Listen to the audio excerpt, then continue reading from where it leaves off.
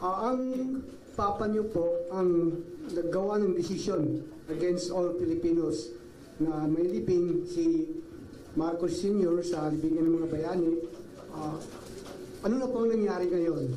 Nakalimutan na po ba ng nakaupo ngayon? Maraming salamat. Hindi ko alam.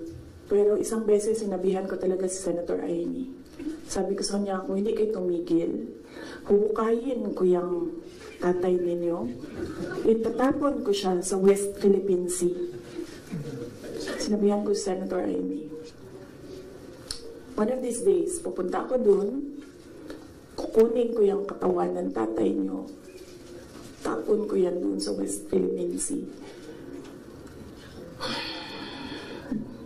I don't think sumagot siya. Hindi ko maalala. Nandun pa yun sa group chat. Mayroong mga nakakita na ibang tao.